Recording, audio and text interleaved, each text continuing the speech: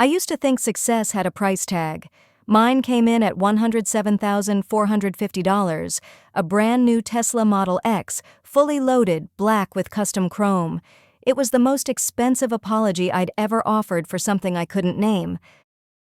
The car was for my father, Warren Harper. His 68th birthday was approaching, conveniently tied into our annual family reunion at his estate in Horseshoe Bay, Texas. Like every year, it wasn't really a celebration. It was a showcase, a parade of legacy, of dominance, of who still mattered. I'd just been promoted to senior financial strategist at a top-tier Chicago firm, youngest in the department, highest returns 2 quarters running. When I called to tell him, he paused and said, "That's solid," then pivoted immediately. "Still renting that place?" Still renting. With him, it always circled back to ownership, land, status, control. So I bought the Tesla. Not because he needed a car, he had a garage full of them.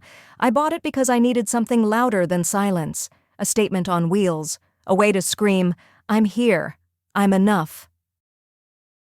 I scheduled the delivery the day before the reunion. No crowd, no fanfare, just us, me handing over the key fob, and him, maybe, finally looking at me like I wasn't an expense on his ledger. He answered the door in a tucked-in polo and crisp khakis, every inch composed. "Elise," he said, glancing at his watch. "The party's tomorrow." "I know. I brought you something. For your birthday." I handed him a small box. He opened it slowly, likely expecting cufflinks or a pen. But when he saw the Tesla emblem, his brows lifted. I led him to the driveway where it sat, gleaming. His reaction, one slow circle, then another, silent. "Fully electric," I offered. "Full self-driving. The one you liked at the charity auction." He slid into the driver's seat, turned it on, no nod, no comment. After a short loop around the circular driveway, he parked it in the same spot, stepped out, closed the door. "It's flashy," he said. "Flashy. I thought you'd like it." "I don't dislike it," he said. "It's just a lot. Very Elise." Very Elise. The words didn't sting. They settled. Heavy, inevitable. He'd said them when I wore red lipstick at graduation, when I pitched a bold stock idea, when I bought my first tailored suit. Very Elise, his coded way of saying, too loud, too sharp, too much. He turned back toward the house, put the keys in the kitchen. "No thank you, no smile, just instructions." I stood in the driveway a moment longer, keys still in hand, as if waiting for something, anything to land. A nod, a pat, a damn breath of warmth, but the door was already closing. By the time I got back to the hotel, the sun was sliding behind the hills. I peeled off my makeup in the bathroom mirror, mascara bleeding into the towel like another layer of pretending wiped away. I called my sister Molly, needing something to ground me. "Wait, you bought him that Tesla?" she said, half laughing. "That's wild." "Yeah." "Did he freak out?" "He circled it like a used horse and called it flashy." "Oof, classic dad." I didn't answer. "Elise, you try harder than anyone in this family. You always have." That wasn't comforting. It was a diagnosis. That night, I sat at the edge of the bed, the envelope resting in my lap, the paternity results.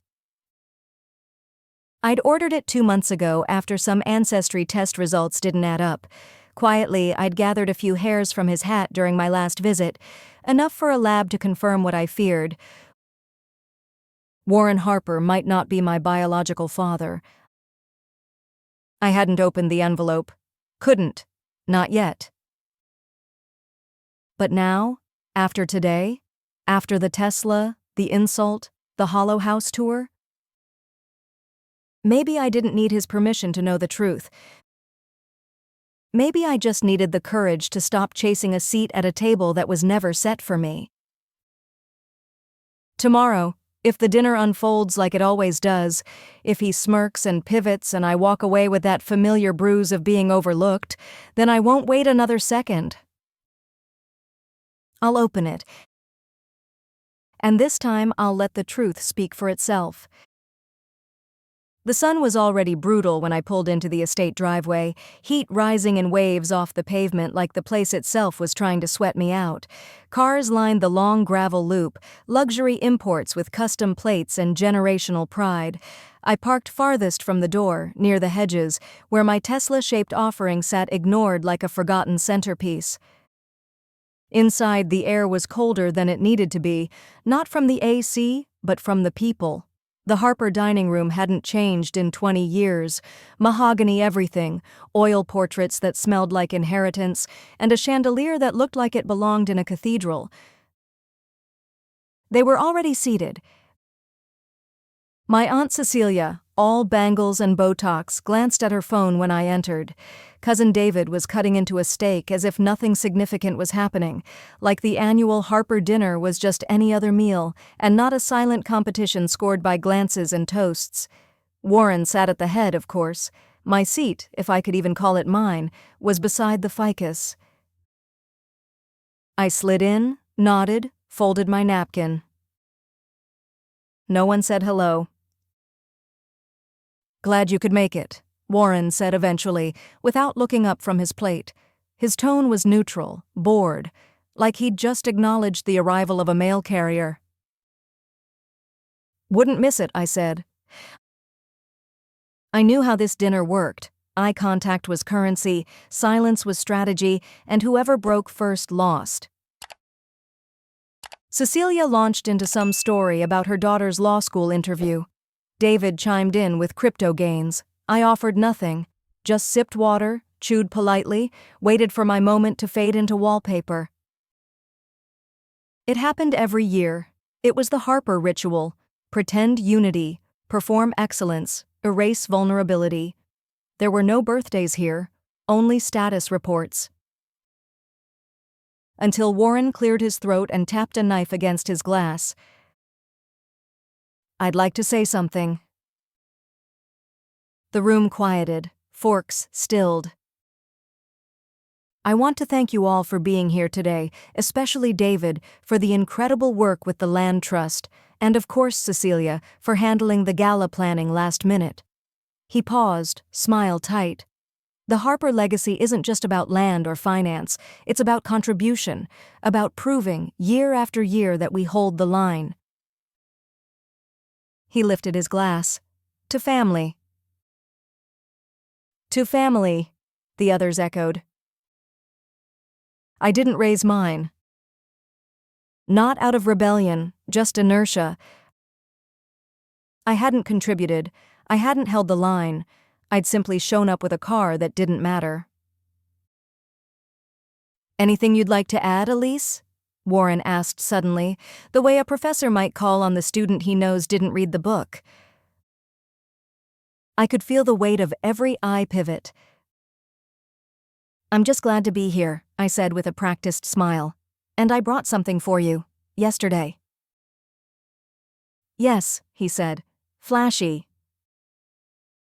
A few chuckles flickered around the table. I looked at the envelope in my bag, still sealed, tucked between a compact and a receipt for coffee I didn't finish that morning. I didn't reach for it.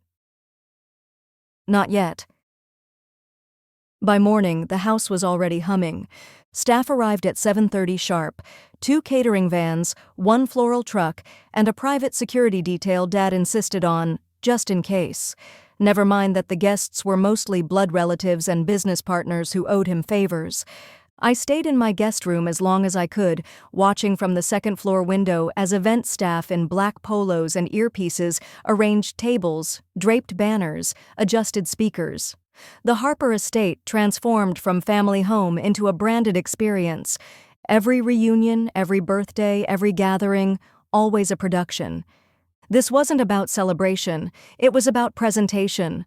Warren Harper had spent 4 decades building an empire in Texas energy, first oil, then land development, then hospitality. If it could generate influence, he touched it. The family story went like this. Born to a ranch foreman, Warren bootstrapped his way from welding fields to boardrooms. He was smart, hungry, decisive. He saw opportunity where others saw risk. That's what the speeches always said. But growing up under that legacy wasn't inspiring. It was suffocating. Dad never coached Little League. He reviewed our school projects like investor briefings. He never helped with homework, but he once redlined my 3rd-grade book report for lack of persuasive structure. That was the first time I got a B. It was also the first time he called me soft. He expected performance, not presence. At 12, Grant made a business plan for a fictional lawn company and got a steak dinner. I placed 2nd in the state science fair and got a critique on my posture during the presentation. At 16, when I won a debate tournament, Dad said, "Arguing well doesn't make you right." At 22, when I graduated summa cum laude, he said, "A degree is a start, not an achievement." The bar always moved, and I kept chasing it. I didn't understand then that the problem wasn't me, it was the metrics. He didn't want connection, he wanted control. Downstairs, I finally emerged around 10. The house was alive with that false kind of warmth. Smiles too wide, laughter too loud, people rehearsing their roles. My mother was in the sunroom, giving instructions about napkin folds to a staffer who looked exhausted. "Elise," she said, smiling, eyes a little too hopeful. "Join me for breakfast?" I hesitated, then nodded. We sat near the wide windows while someone brought out grapefruit halves and croissants. "This year's going to be wonderful," she said, eyes flicking toward the backyard. "Your father's been in a good mood all week." I sipped my coffee. Because Grant got the zoning permits, or because Molly hit a follower milestone? "Elise," she said softly, "must you always be combative?" "I'm just wondering what triggers his pride. It never seems to be his children, just their metrics." Her shoulders tensed, the way they always did when honesty got too close. "Your father's under enormous pressure. The Harper legacy—" "There it is," I interrupted. "The word legacy. You'd think it was holy." "It means something," she said. "To him, to our family." "It's not a legacy," I said. "It's a billboard he stapled all of us to." She looked away. "He wants strength." "Then he should have raised soldiers, not children." Her silence said what years of words never did. She couldn't protect me from him. Maybe she never tried. I left the table and walked outside. The air smelled like sun-warmed grass and imported orchids. People had begun to arrive, cousins, partners, old money in linen suits. Everyone ready to perform reverence, ready to circle the throne. And then I saw it. Dad, standing at the foot of the back patio stairs, holding court. Grant beside him, casually shaking hands. Molly already had her phone out, taking filtered shots of centerpieces.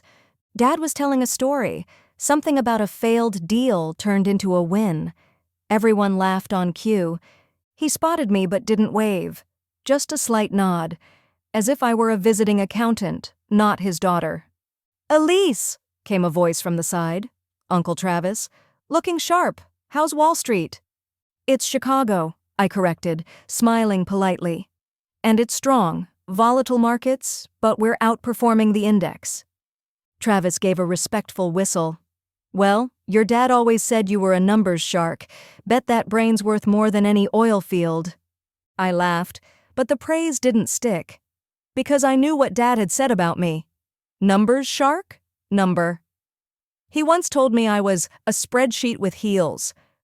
I wandered toward the tented bar, passing conversations like scenery, politics, land deals, fundraisers, supply chains, everyone performing success. I paused at the edge of the lawn, watching from a distance. This was his world, and I was the one part of it that never quite fit the frame. The reunion was in full swing by midday. Waitstaff in black vests floated through the crowd, balancing silver trays of crab cakes and champagne flutes. The guest list read like a Fortune 500 alumni page. Developers, landowners, corporate donors, all shaking hands under linen canopies like it was a networking gala disguised as a birthday. I stayed near the periphery. It was easier that way. The closer I got to the center of the Harper machine, the more I felt like a cog that didn't fit. "Elise!" a voice called. It was Aunt Lorna, my mother's sister. Thin, tanned, permanently scented like Chanel No. 1. "You're always so mysterious at these things," she said, kissing the air near my cheek. "I hear you're some big deal up north now. Finance, right?" "Something like that," I said. "Risk strategy." "Sounds complicated." She smiled in that vague way people do when they're trying to understand why you didn't just marry rich and move to Dallas. Before I could respond, I caught sight of my father across the yard. He stood with 3 men, clearly associates. He was talking, gesturing toward the patio where Grant had set up a model display of his new luxury condo project, the perfect son, the real heir. I watched for a moment longer, then turned away. There was no part of that circle I was invited into. "Excuse me," I said to Lorna, slipping away. I headed toward the main house, needing quiet. Space. As I passed the kitchen, I heard my name. "Elise's firm made some headlines," my mother was saying. "They mentioned her model in an industry piece last month." "That's nice," my father said, "but finance is smoke and mirrors. I've always said it. If a recession hits, all those numbers crumble." My chest tightened. "She works hard," Mom said more quietly. "She's chasing ghosts," Dad replied. "That job's a high wire. No stability, no assets. Grant's building something tangible." I didn't step into the room. I didn't need to. The words hit with the same dull weight they always had. It didn't matter what I accomplished. If it wasn't built on land or steel, it wasn't real to him. If it couldn't be fenced in, surveyed, named after him, it didn't count. I went upstairs to the guest room and sat on the edge of the bed, staring at the envelope in my purse. I'd nearly forgotten it in the chaos of arrival, but now, it was all I could think about. I had climbed my way up one of the most competitive ladders in the country. No favors, no shortcuts, every promotion, every win, every all-nighter, earned, not inherited. And still, all it took was one passing comment to unravel that thread of worth. My father couldn't even fake pride. Downstairs, applause erupted, probably Grant unveiling a render, or maybe a toast. Either way, it was for someone else, always someone else. I reached for my phone and scrolled through the industry article Mom had mentioned. There it was, my name, quoted beside 3 major hedge fund leads. Innovative, it called my model. Cautious and bold in equal measure. I'd read the piece 3 times when it published, saved it, sent it to Mom. She'd replied with a single heart emoji. Dad never said a word. I tucked the phone away. After a moment, I walked to the dresser and pulled the envelope from beneath a scarf, the lab logo in the corner. My name typed neatly across the front. I turned it over in my hands. I still hadn't opened it, not because I was afraid of the contents, but because, deep down, I already knew. People always say they feel family in their bones. I never had. The shape of my father's love was conditional, transactional, distant. It was a ledger, not a relationship, and no matter how hard I worked, I never got into the black. Maybe that was because I didn't belong on his balance sheet in the first place. A knock sounded. "Elise?" It was Molly. "Come in." She entered, holding a soda and a plate of shrimp skewers. "You've been hiding." "Observing." She sat beside me. "You okay?" I paused. What would it take for Dad to be proud of me? Molly blinked, caught off guard. "I mean, you're amazing. He knows that." "Does he?" She hesitated. "Dad respects what he understands. You don't play by his rules." "So I never win?" "You never lose either." I looked at her. "Do you think I'm part of this family?" Her smile faded. "Of course." "But do you really think he thinks that?" "Elise." I held up the envelope. She stared at it. What is that? Something that might answer the question. She didn't speak for a long time. Are you going to open it? She asked softly. I don't know, I said. Maybe. She reached out, took my hand. You're my sister. No paper changes that. I nodded. But paper or not, I had a decision to make, because no title, no salary, no article would ever matter to him. And I was done measuring my worth against a man who refused to see it. I didn't open it right away. The envelope had been with me for weeks, long enough to feel like it belonged in my purse, tucked beneath receipts and lip balm like a normal piece of paper. But it wasn't. It was the answer to a question I hadn't known I was asking until life refused to give me peace. And last night, after the car, after the flashy comment, after watching my father beam at Grant's zoning deal like it was a Nobel Prize, it had become more than a sealed document. It had become the quiet hum in the back of my head that wouldn't stop. I sat at the edge of the bed that morning, the envelope in my lap. Sunlight cut through the plantation shutters in long white bars. Outside, I could hear the muted thrum of brunch being set up, clinking silverware, soft laughter, an occasional staffer's voice over a walkie. Inside, the House of Harper was already performing. The breakfast toast would begin in under an hour. I knew the schedule without looking. It never changed. First, the catered brunch, then the family tribute speeches. Then, inevitably, Warren Harper would deliver his monologue of self-made greatness disguised as a message to the next generation. I'd sat through it every year. This year I had no intention of staying silent. But first, I needed to know, really know. I ran my fingers across the flap of the envelope.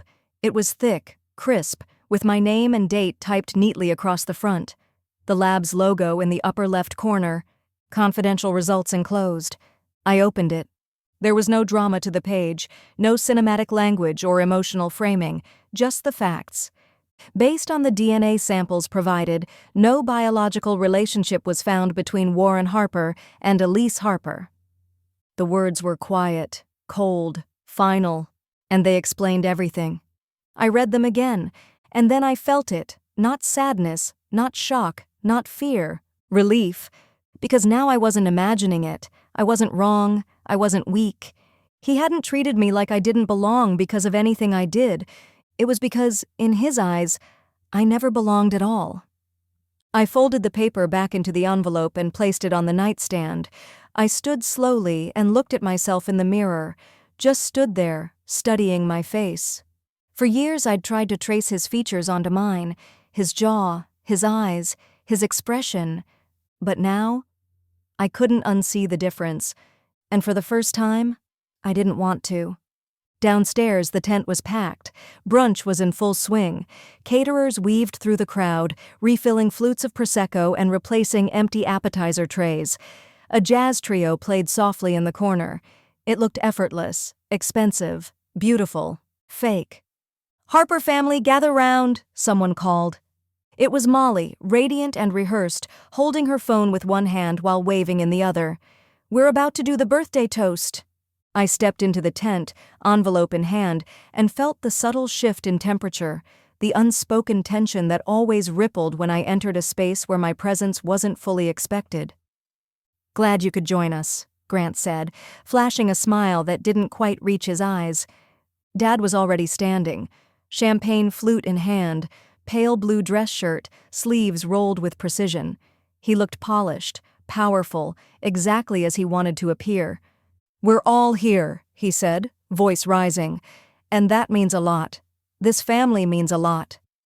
He nodded toward Molly, then Grant. "Each of you represents the strength of what we've built together.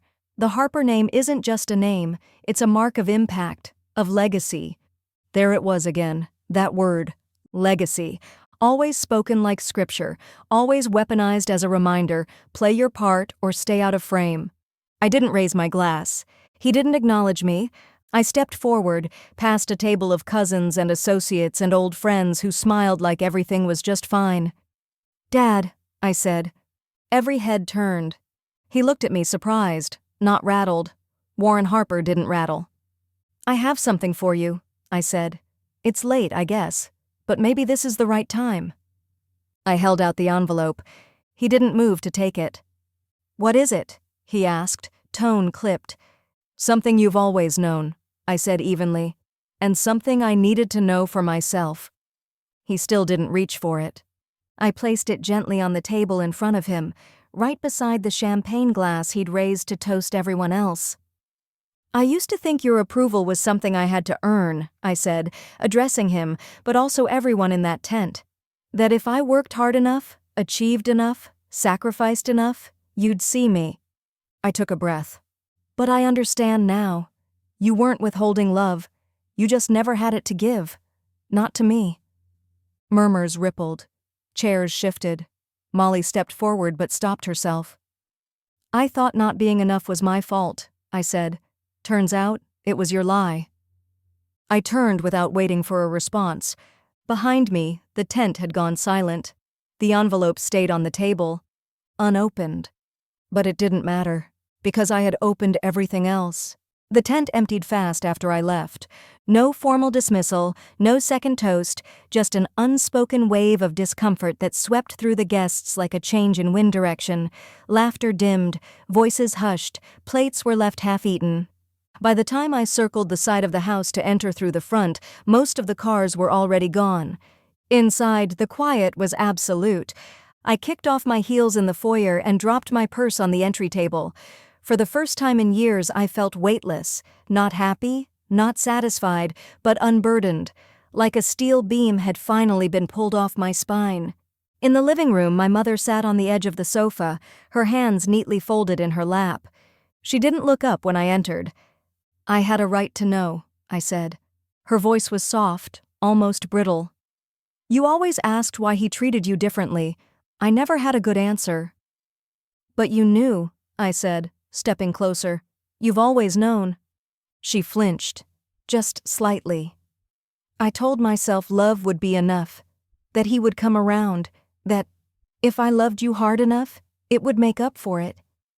"You let him treat me like a stranger in my own house," I said. "You watched." Tears pooled in her eyes, but she blinked them back. I was scared. Of what? That I'd leave? Or that I'd find out I never belonged in the first place? Her composure cracked. "Number, I was scared you'd start to believe you weren't his, and that you'd think that meant you were no one's." I sat down across from her. The air between us felt like a glass wall, clear but unbreachable. "Who is he?" I asked. "My biological father." "I don't know if he ever knew," she said. "His name was Michael Raines. We were together the summer before I met Warren." "You were pregnant when you married him." "Yes," she whispered. "Barely. I didn't even know yet. My parents had introduced me to Warren that fall. I was still seeing Michael off and on, but my parents, they were relentless. They said Warren was the kind of man who could give me a life, a name, a future. They weren't wrong, but they weren't right either." I stared at her. "You let me grow up in this family, without ever telling me that I wasn't part of it the same way everyone else was." "You were always part of it," she said, "just not in the way he needed." That line stuck. Not in the way he needed. "Did you ever think about telling me?" "Of course," she said, "but then you'd do something amazing, win an award, land an internship, give that speech at Cornell, and I'd think, she's doing fine, she's so strong, why open a door that can't be closed?" "But it wasn't fine," I said. "I wasn't strong, I was just working myself to the bone trying to prove I deserved to be here." Her face twisted. "I know, I saw it." "Then why didn't you stop him?" I said. "Why didn't you stop the way he talked to me, about me?" "I tried, Elise, in small ways, but you know your father. Once his mind is made up." I leaned forward, my voice low. "Number, I don't know him, and now I understand why, because he never saw me as his." She said nothing. "I left the envelope on the table," I added. "He didn't even pick it up." I saw. I could have set fire to the place and he still wouldn't have looked at me. "You shattered his version of the truth," she said quietly. "He shattered me," I snapped, "over years, with 1,000 tiny dismissals, with comments about my job, my choices, my looks. He chipped away at me until all I wanted was a nod, a single moment of recognition. Her lips trembled. "I'm sorry." "I don't need sorry," I said. "I need truth. I need a name. I need to know where I come from." She nodded. "I'll help you find him. I owe you that." Upstairs, I packed my overnight bag in silence. I'd already booked a hotel in Austin for the night. I didn't want to stay in that house another second, not after what had been said, and especially not after everything that hadn't. As I zipped the suitcase, a soft knock came at the door. It was Molly. "Hey," she said, stepping inside. I didn't speak. She perched on the armrest of the chair. "It's quiet downstairs. Everyone's acting like someone died." "Someone did," I said, the version of me that needed their approval. Molly let out a half laugh, half sigh. "Grant's spiraling. He's convinced you're trying to destroy the family's reputation. Dad's been in his office for an hour, just sitting there. Didn't even finish the toast. He didn't have anyone left to toast."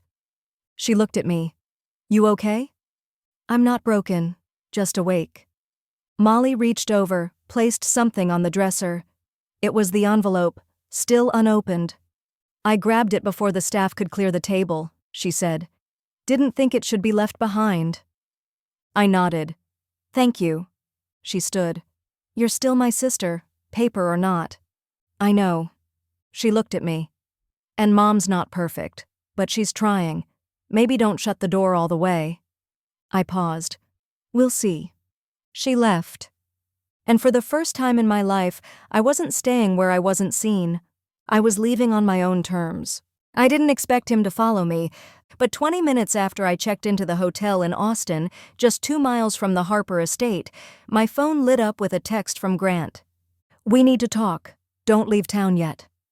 I stared at the screen. No apology, no explanation, just a command. I didn't reply. But 20 minutes later, he was knocking at my hotel room door. When I opened it, he stood there in a golf polo and Ray-Bans, looking like someone who'd just come from brunch at the club, but his jaw was tight, and he was gripping his phone like it had betrayed him. "Can I come in?" I stepped aside. He walked in like it still belonged to him, sat down in the armchair by the window, crossed one ankle over a knee, and didn't speak. "I'm surprised you're not at home," I said, sitting across from him, "or back on the patio with Dad, polishing your legacy." "Don't," he said sharply. "You made your point loud enough already." I leaned back. "Did I? Or are you just mad I did it without your permission?" Grant ran a hand through his hair. "Look, I don't know what that stunt was, Elise, but it was cruel." "Cruel?" I laughed, bitter. "You think I'm the cruel one? You humiliated Dad, at his own birthday, in front of clients, friends." I told the truth. "You dropped a bomb." "No," I said, voice low. "I dropped his lie." He didn't respond, just stared at the carpet like it might answer for him. "You always got the best of him," I added. "The pride, the investment, the belief. You were the legacy." "Because I followed the blueprint," he said. "I did what he asked. I didn't question him. I didn't rebel." "Number you just performed," I said. "Perfect son, perfect project, perfect echo." "That's what it took," he snapped. "That's the price. You think I wanted to become a watered-down version of him just to get through dinner without being called weak?" The room went still. "What did you say?" I asked. He looked up. The mask cracked. "You weren't the only one he pushed," he said, voice lower now. "You think I loved zoning laws? You think I wanted to build housing developments with his name slapped on the sign like a brand logo? Then why did you?" "Because he made it clear, if you weren't him, you were nothing." He stood and paced to the window. "He controlled everything, where I went to college, who I dated, the job I took. Hell, he even tried to weigh in on what kind of dog I should get." "Nothing small, nothing noisy," he said. "We're not the type of people who own mutts." I almost smiled, but it wasn't funny. "I used to think you had it easy," I said. "All that approval, all that shine." "I never had approval," he muttered. "I had conditions. We sat in silence for a moment. "He told me once that you were a mistake," Grant said. The words hit like a punch, but the pain was dull, expected. "I was 17, he went on. "You were 11, you'd just won some science fair and brought home that medal. You were so proud, you showed everyone. And Dad? He barely looked at it. He said I was flashy." Grant nodded. "That night I asked him why he was so hard on you, why he didn't see what the rest of us saw. You know what he said?" I waited. He said, "Because she's not mine, and she reminds me of everything I couldn't control." My stomach twisted. "I've lived with that for years," Grant said, "knowing the truth, and pretending not to." "Why didn't you ever tell me?" "Because I was a coward," he said. "Because if I confirmed what you suspected, it might break something we couldn't fix, and I didn't want to be the one to do that." I looked at him. "He already broke it. You just helped keep it buried." He nodded. "I'm sorry," he said quietly. "Not just for that. For every time I let you take the fall alone. For every dinner where I played along while you were dissected. I thought silence was safer." "It was," I said. "For you." We sat in silence for a while. Austin buzzed outside the window, warm and bright. The city kept moving. Finally, Grant spoke. "What are you going to do now?" "I don't know. Find my real father, maybe. Figure out who I actually am." He hesitated. "I can help you if you want." That surprised me. "You don't owe me that," I said. "Maybe not," he said, "but I owe myself. I'm tired of pretending, Elise. You cracked the first wall. Maybe it's time I stopped trying to keep the rest of it standing." 3 days after I left the Harper estate, I sat in my car outside a modest brick house in San Marcos, Texas, with my engine idling and my heart beating harder than it had during any boardroom presentation. The house wasn't what I expected. It was small, fenced in. A flagstone path curved through a yard with slightly overgrown grass and a tired porch swing. The mailbox read, "M. Raines." I killed the ignition and stared through the windshield. I'd found Michael Raines thanks to a grainy photo album buried in my mother's hope chest. After our conversation, she'd pulled it out like a time capsule she never meant to open. "He was kind," she said, touching the edges of one photo like it might dissolve. "Funny, in a quiet way. And gone before I realized what I was losing." I didn't ask why she'd let him slip away. I was too busy realizing he might still be out there. And he was. A quick online search gave me 3 addresses. This one had the right age range, the right middle initial, and the right look, judging by a blurry LinkedIn photo that hadn't been updated since 2015. Same deep-set eyes, same cheekbones, the same eyes I saw in the mirror every day and could never place. I opened the door and stepped out into the dry, hot air. The sun was merciless, but I barely felt it. As I reached the porch, I suddenly wasn't 34. I was a child again, nervous, hopeful, wanting someone to open the door and just say, "You're exactly where you belong." I knocked. No answer. I knocked again. This time I heard movement, soft footsteps, the scrape of a chair. The door opened 3 inches, then swung wide, and there he was. Older than I expected. Mid-60s maybe. Silver hair, light beard, eyes a little sunken but unmistakable. He blinked at me. "Can I help you?" I tried to find the right words. "My name is Elise Harper," I said. I think you might be my father." The silence stretched. Michael Raines leaned against the doorframe like it was holding him up. "I'm sorry," he said, voice rough. "What?" I repeated it, slower, clearer. He stared at me, eyes narrowing slightly, not in anger, in confusion, in something deeper. "You look like someone," he said finally. "Your mother wouldn't be... Diane?" I nodded. "She said she was getting married," he said, mostly to himself. "Said it was serious. Then she vanished. I was born 9 months after she married him." He ran a hand through his hair and stepped outside, gently closing the door behind him. You've got her mouth," he said, "but your eyes." They're yours." He looked at me for a long time. "I always wondered," he said quietly. "I didn't push, didn't chase her. Her parents made it clear I wasn't welcome." He exhaled, then laughed softly. "God, I didn't think she'd actually go through with it. Warren Harper, right?" "Yeah. Hell of a name, hell of a man." "You knew him?" "Everyone in that circle did. Big deals, big ranches, bigger ego." We both sat on the porch steps. "I brought a copy of the test," I said, "if you want to see it." He didn't answer right away, just stared out at the street like he was watching a storm roll in. "I believe you," he said eventually. I don't know what to do with this." "I don't either," I admitted. "I'm not here to blow up your life. I just needed to know where I came from." He looked at me again. "You came from more than me. Looks like you came from fire." I smiled for the first time in days. He asked about my life, my job, my mother. He asked carefully, like someone who didn't want to break anything fragile. I told him pieces. He listened. "Do you have kids?" I asked. "One," he said. "Daughter, Amanda. She's 28, teaches 4th grade in New Mexico. Her mom and I split years ago." I nodded, suddenly unsure where this left me. Was I now someone's half-sibling? A glitch in someone else's family photo? After a while, he said, "I don't know what you need from me, Elise. But I'm not going to disappear again. You deserve better than that." And for the first time in my life, I heard a man say something like that and mean it. Back in the car, I sat still for a long time.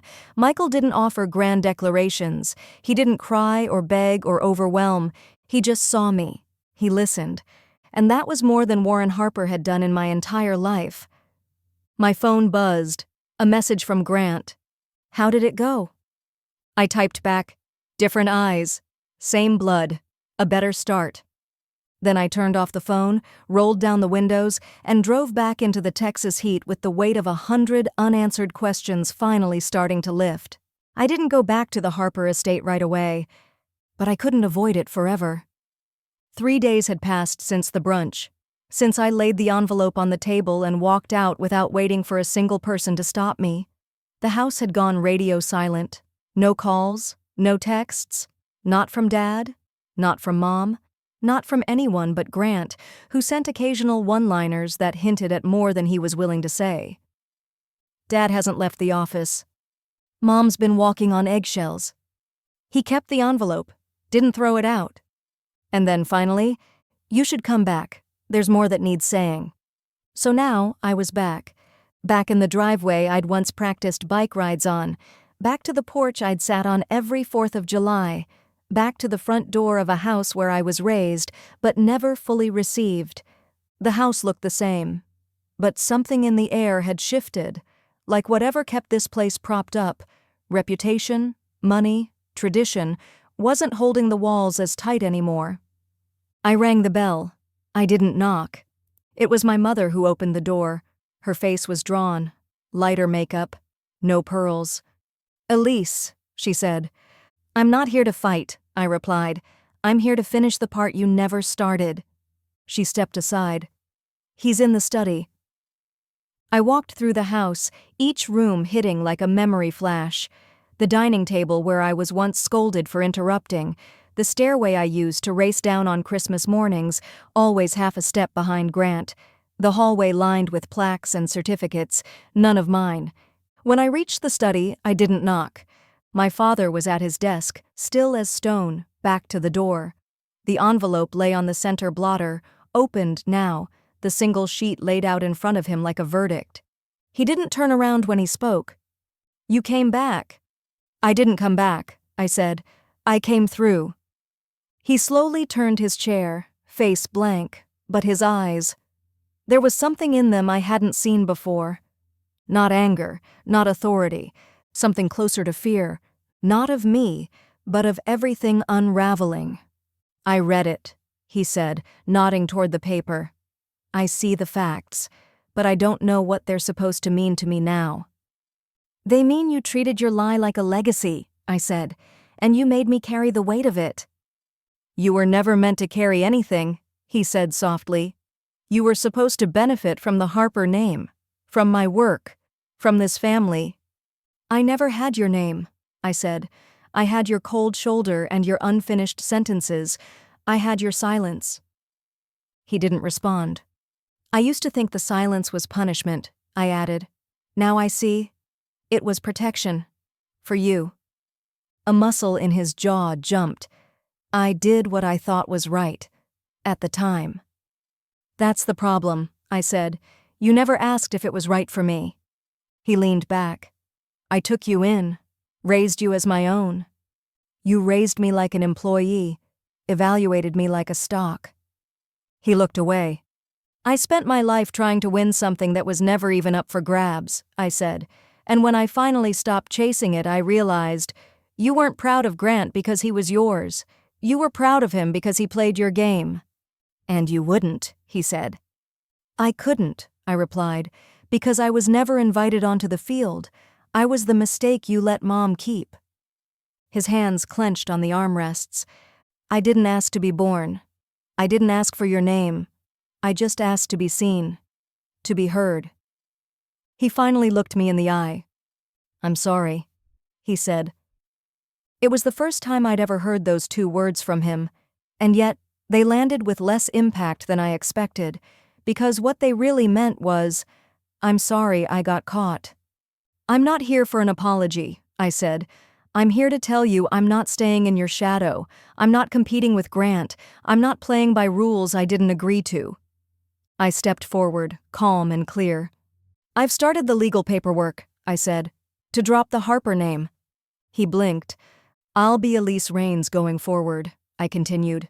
I'm not asking for approval. I'm claiming identity. He looked like he'd been slapped, not because of the name, but because it made everything real. It's a name, he said quietly. No, I replied. It's a truth. Something you taught me to hide, but I won't anymore. We stood in silence. Then, for the first time, I saw something real cross his face. Not anger, loss. He wasn't losing control. He was losing the version of himself that controlled everyone else. I left him sitting in that chair, surrounded by wood-paneled walls and trophies from a life built on power. And as I walked out of the house, I realized I felt no rage, no revenge, no fire in my chest. Just clarity. The Harper legacy wasn't mine to carry. And now I was done pretending it ever had been. I didn't go back to the Harper estate right away, but I couldn't avoid it forever. 3 days had passed since the brunch, since I laid the envelope on the table and walked out without waiting for a single person to stop me. The house had gone radio silent.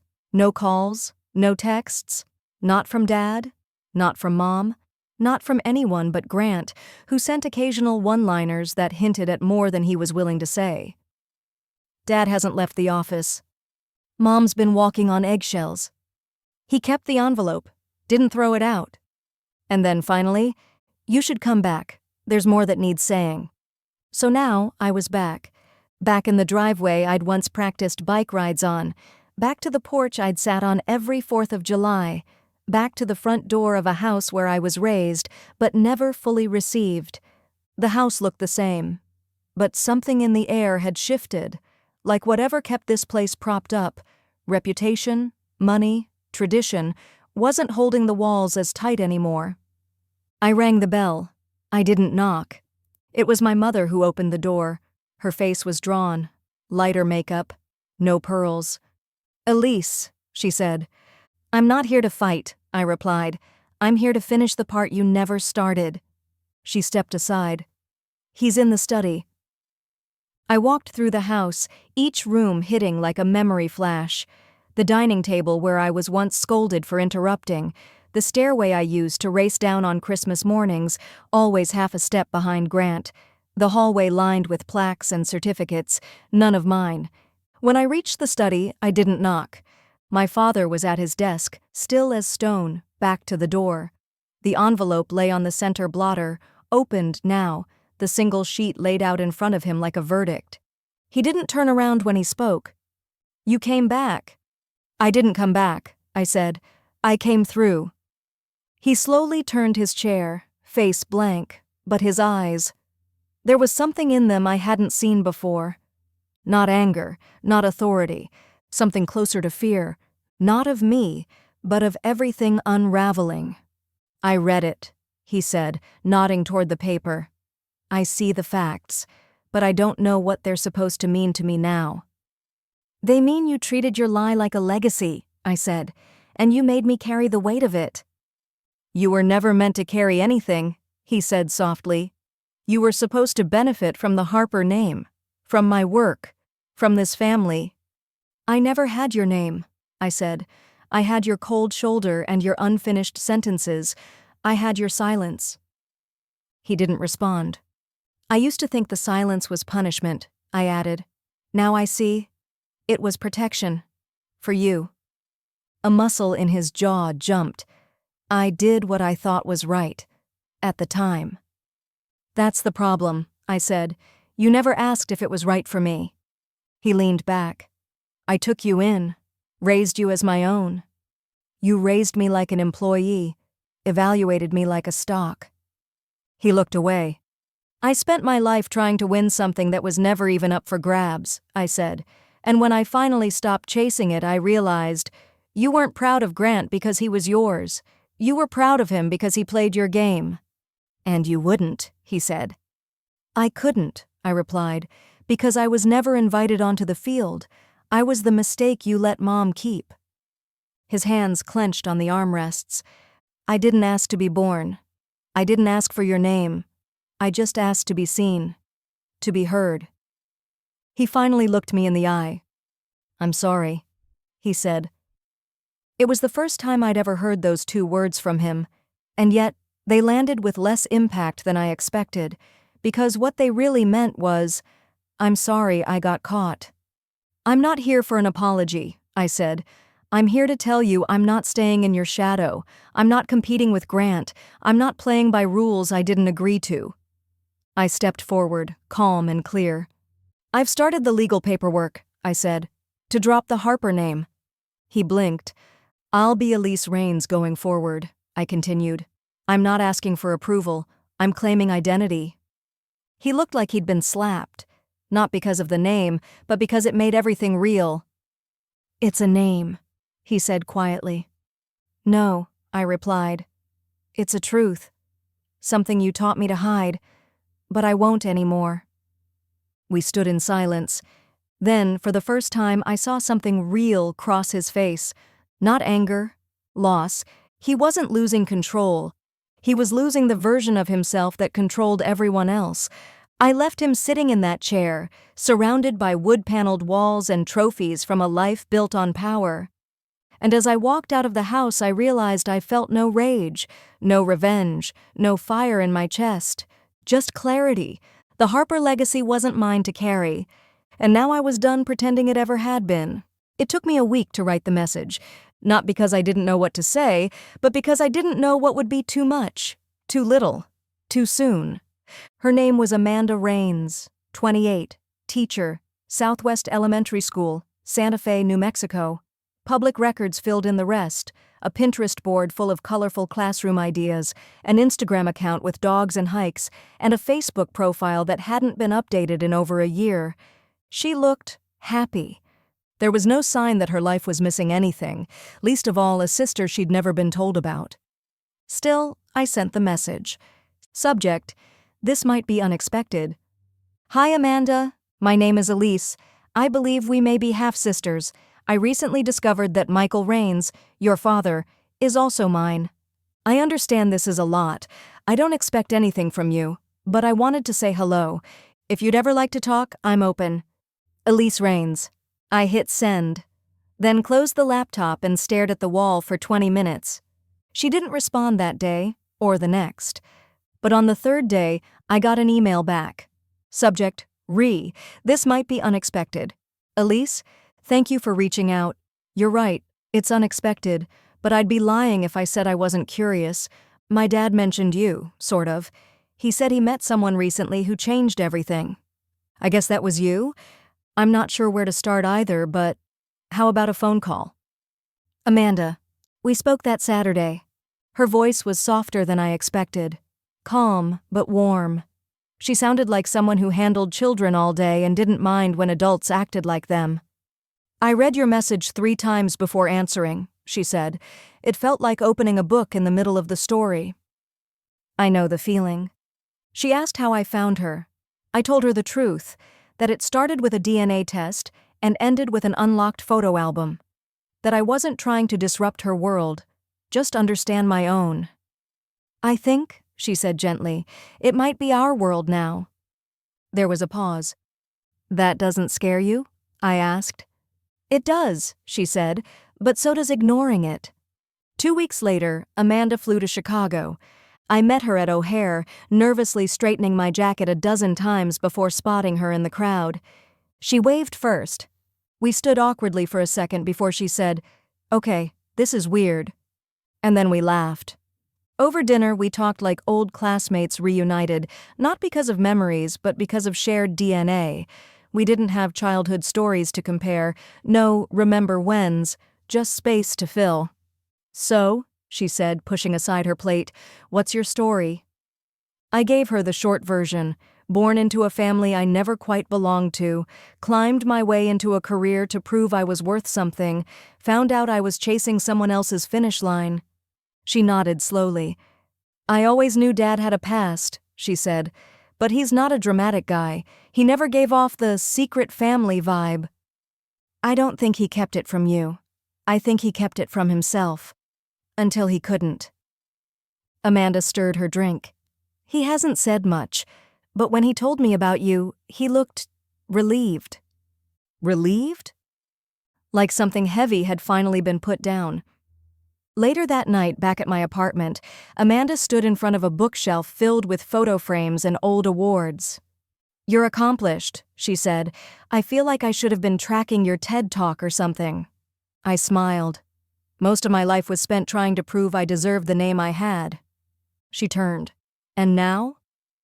"Now I'm building one that fits." She looked at me. "You don't have to build it alone." The next morning, Amanda and I walked through Millennium Park.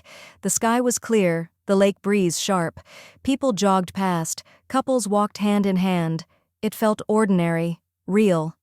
She paused by the bean, stared at our warped reflections. "We look more alike than I thought." I looked at her. She wasn't wrong. In the curve of our eyes, the way our eyebrows arched.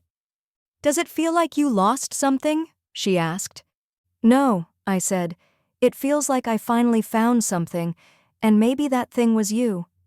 She smiled. "I think I'm okay being the surprise ending." Amanda invited me to Santa Fe. I said yes without hesitating, not because I was sure I was ready, but because I knew I couldn't keep living in the echo chamber of my old life, pretending that the past had tied itself off neatly. "Just dinner," she said. "Low-key, my mom's cooking. She's curious about you, but also nervous. So am I." "I can do nervous," I replied. "It's familiar." That Saturday, I boarded a flight with a carry-on bag and a stomach full of knots. I'd faced down attorneys in glass towers and negotiated million-dollar contracts, but the idea of meeting Amanda's mother felt more intimate than anything I'd done in years. This wasn't business. This was personal. This was family. And I was the unknown. Amanda picked me up at the airport in a dusty silver Subaru, dog hair in the back seat, and a Spotify playlist that rotated between Lizzo and Old Counting Crows. She looked nervous, too, her fingers tapping the steering wheel as we pulled away. "You don't have to perform tonight," she said. "They just want to meet you." "That's what I'm afraid of," I said. "I've only ever performed." She glanced over. "Not tonight." Her mother's house sat on the edge of town, adobe style with clay tile roofing and blue window frames that popped against the sandy tones. Inside, it smelled like cumin and cilantro and something baking. Her mother, Julia, opened the door before we knocked. "Hi," she said, smiling but clearly bracing herself. I extended a hand. She ignored it and hugged me instead. It was stiff at first, but warm. "I've heard a lot about you," she said. "I wasn't sure what to expect, but welcome." The house was filled with soft light, mismatched chairs, hanging plants, and a collage of framed photos that stretched across the hallway wall. I didn't know how many people were coming, I said, glancing toward the dining room. Just family, Amanda said. It's not a show. But it felt like one. Her mom, her stepfather, her cousin from Albuquerque, a family friend who called herself Auntie and hugged like she meant it. They all asked polite questions: where I was from, what I did, how I liked Santa Fe so far. No one asked about him, about Warren, about the switch, about the elephant I had lived with for 34 years. Until Julia and I stood side by side in the kitchen, slicing avocados for the salad. He never told me about you, she said quietly. Michael. I nodded. He didn't know. Still, she said, slicing with calm precision, I think he did. Somewhere deep down. I paused. Did you love him? I did, she said. But it wasn't the forever kind. More like the kind that teaches you what forever should feel like. And now? I love my life, she said, and I love Amanda. And I'm glad she has you now. I didn't expect that last line. It landed like warm water after a winter storm. You're not angry? She turned toward me. What would I be angry about? That someone else got here late but still showed up? That's not a crime. That's bravery. We ate on the back patio. Amanda passed a bowl of beans. Someone poured sweet tea. Someone else pulled out a Bluetooth speaker and played James Taylor. The night was simple. No power moves, no seating charts, no silent judgment from the head of the table. Just stories, laughter, a few inside jokes I didn't get, but they let me in on them anyway. At one point, Amanda's cousin nudged her and whispered, not that quietly, "She even talks like you." Amanda smiled.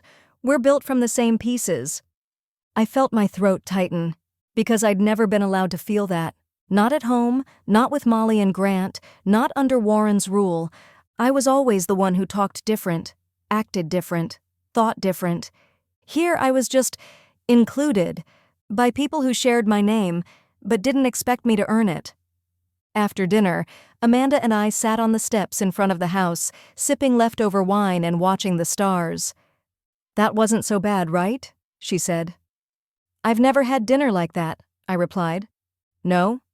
No agendas? No pecking order? No chessboard under the table?" Amanda looked at me. "That's not dinner. That's a business meeting in disguise." It was all I knew. "Well," she said, raising her glass, "here's to learning something new." We clinked glasses.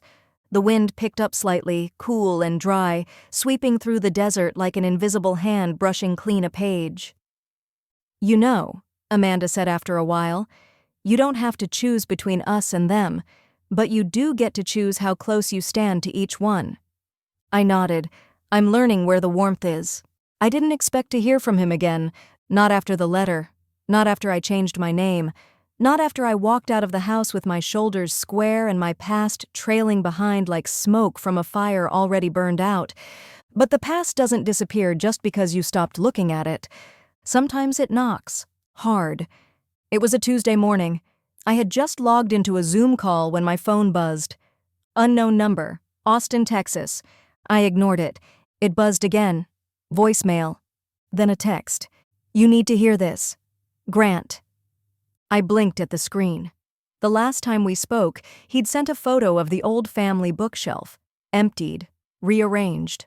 One of the few times I'd seen a metaphor literally dusted off and made real. I excused myself from the meeting and stepped into the hallway. "Me, what happened?" Grant. "Dad had a lawyer draft an addendum to the will." Me. "Okay." Grant. "He's trying to remove you." Me. "I already left." Grant. "Not from his heart, from the estate, from the trust, from everything." I stared at the message for a long time. Not because I cared about the money, but because it meant he did. Even after everything, even after the truth, Warren Harper still couldn't let go of control, still couldn't let go of the story where I didn't belong. Later that night, Grant called. His voice was tight, controlled. He asked the lawyers to strike your name from the Harper Trust, not just the future disbursements, retroactive erasure. It's petty, Elise. It's expected. You sure you're okay with that? I changed my name, I said. He's just changing the locks. You didn't deserve this, Grant said, no matter what the paperwork says. There was a pause. Let him do it, I said. Grant didn't respond right away. You sure? Yes.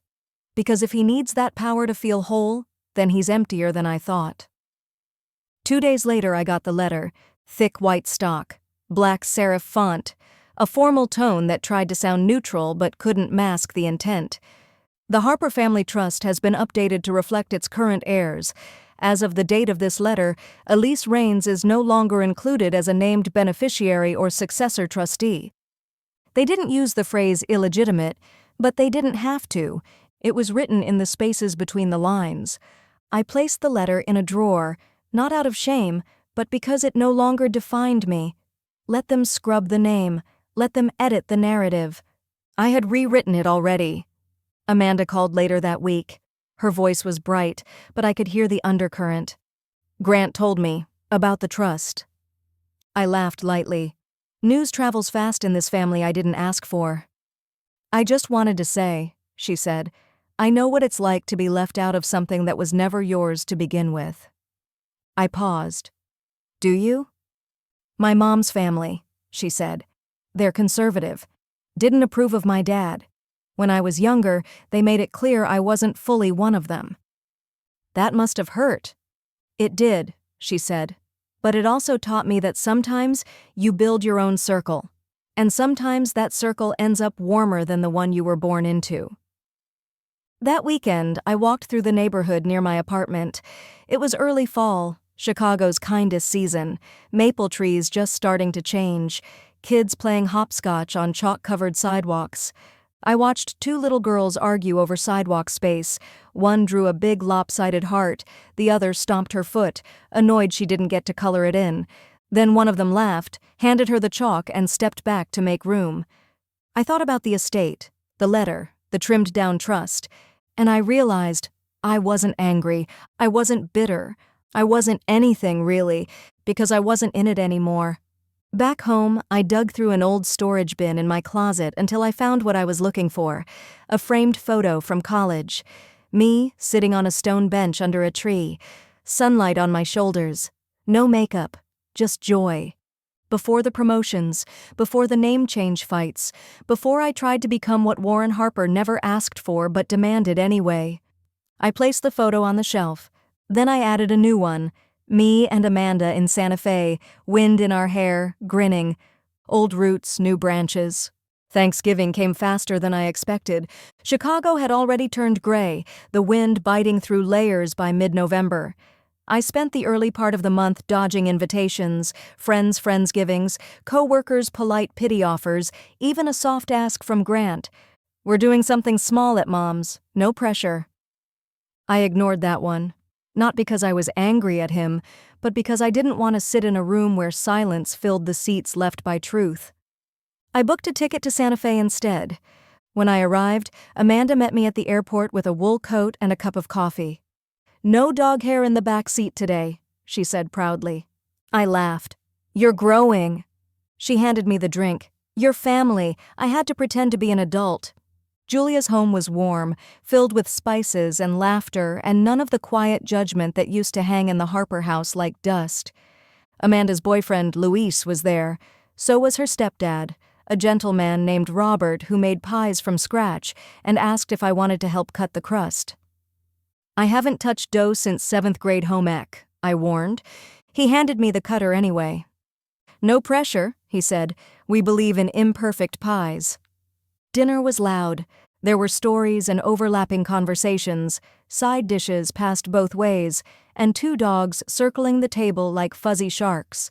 Amanda played 90s music from a Bluetooth speaker. Luis burned the rolls. No one cared.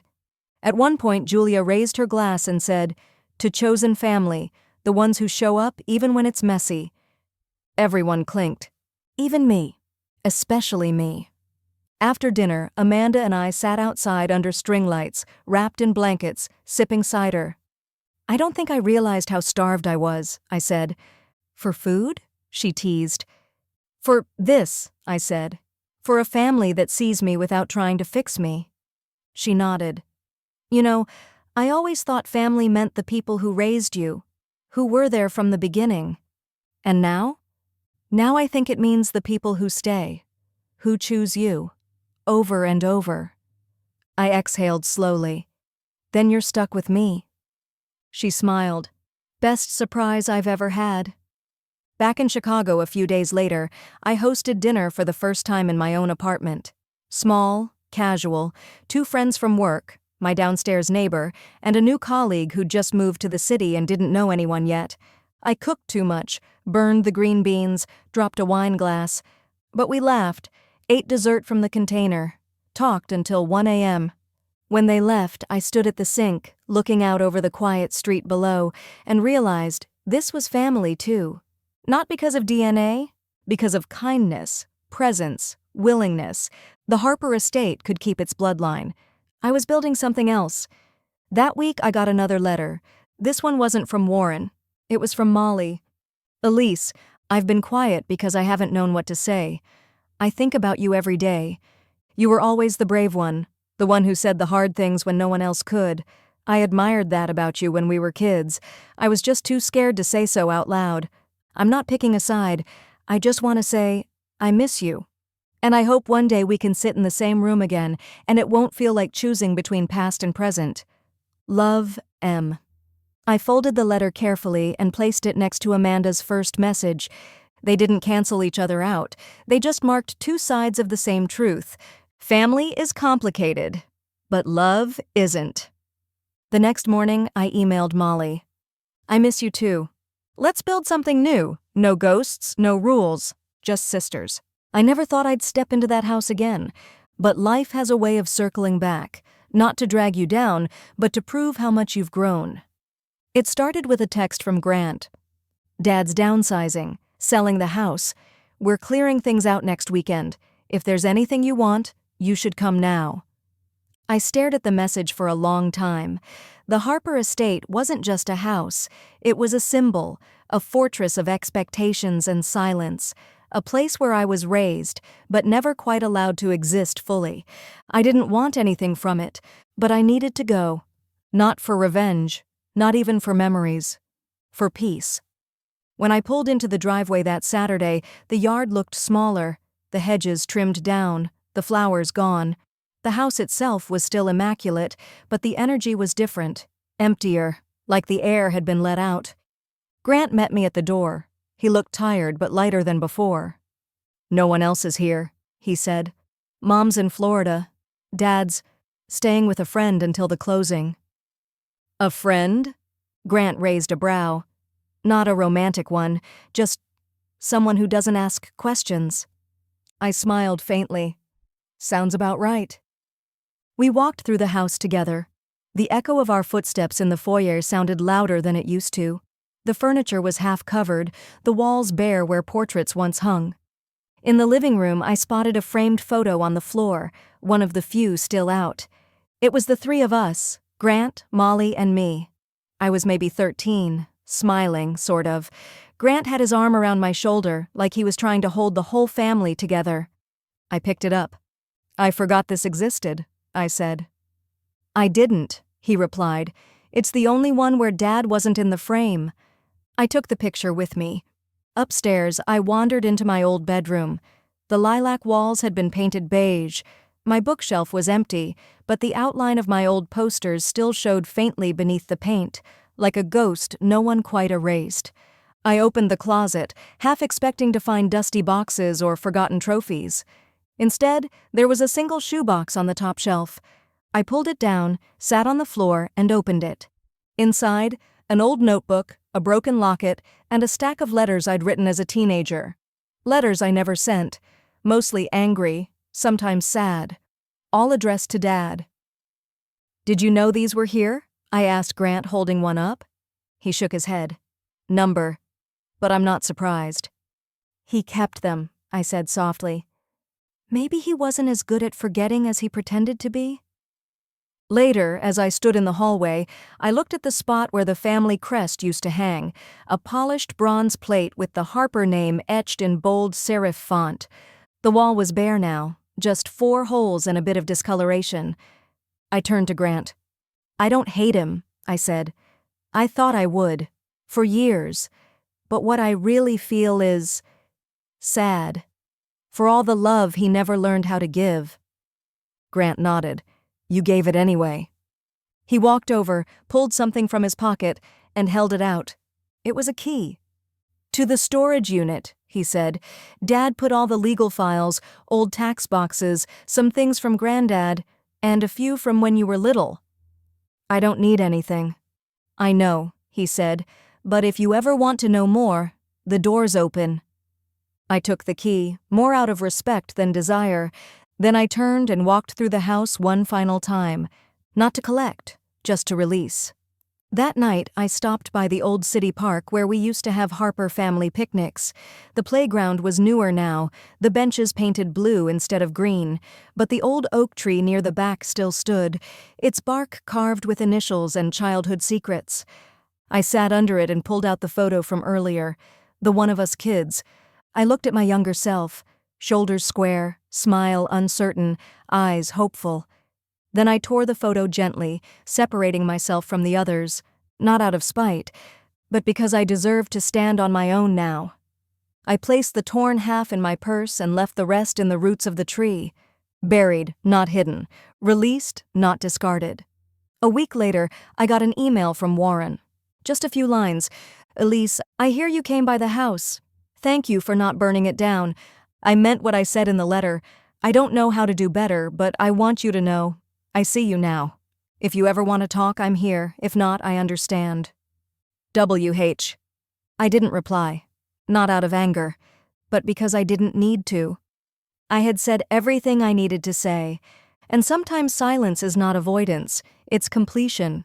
I used to think healing was a finish line, that someday I'd wake up lighter, shinier, freer, and I'd know the pain was done. But healing, it turns out, is less like crossing a line and more like opening a window. The pain doesn't disappear. It just doesn't own the room anymore. 6 months had passed since I changed my name, since the Harper estate was sold, since Amanda and I toasted under string lights and Julia hugged me like she meant it. I'd started a mentorship program for young women in corporate finance.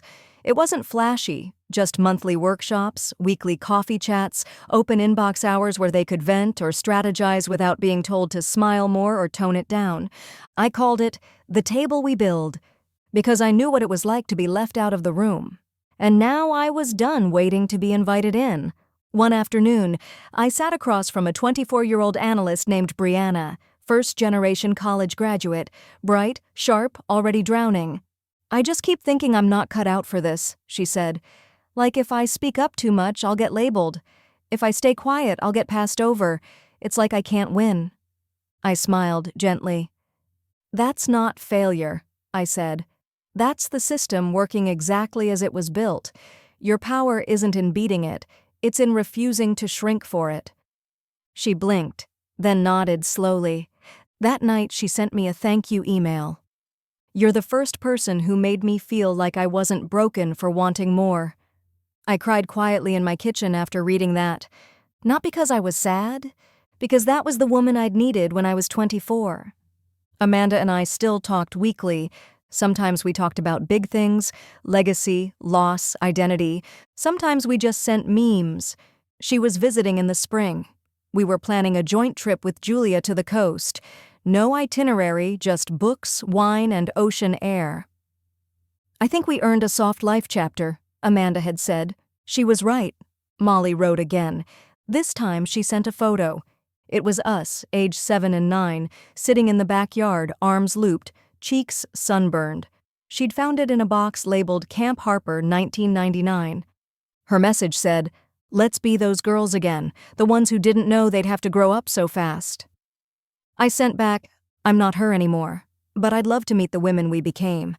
We planned to meet for lunch in Austin in April. No big expectations, just space." I hadn't seen Michael in person for a few months, but we talked. Short calls, long emails, slowly, comfortably. One day, I asked him what he remembered about my mom. She had a way of walking into a room like she'd already made up her mind, he said. Scared the hell out of me in the best way. I laughed. Sounds familiar, I said. Yeah, he replied. You inherited the room. One Friday afternoon, I stood in front of a group of women in a downtown conference room, all of them seated at a long oak table. A few wore suits, a few wore jeans. All of them carried some version of the same story, never quite enough for the places they were trying to belong.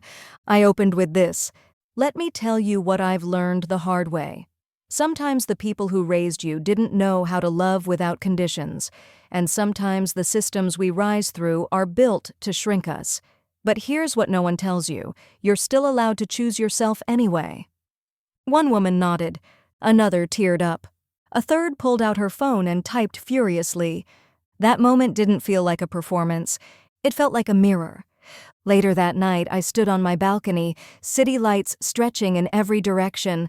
I could hear the hum of late traffic, a siren somewhere far off, the rhythm of life, ongoing. I looked out at the skyline and thought, this isn't the life I imagined, but it's the life I built. Not in spite of the broken pieces. Because of them. I used to chase validation like it was a paycheck, like it was something I could earn. Now I understood. What I needed all along wasn't permission. It was permission to stop asking. I took the old Harper nameplate, the one I found in a box Grant left on my doorstep months ago, and placed it in a shadow box with a label that read, What I Outgrew. Next to it, I framed a copy of my name change document. Not for show, for memory, for truth, and on my desk, I kept one note, handwritten, faded now. It simply said, I see you now.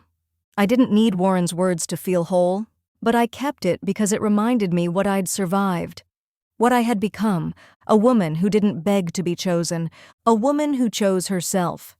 If this story touched you, subscribe to Secret Revenge.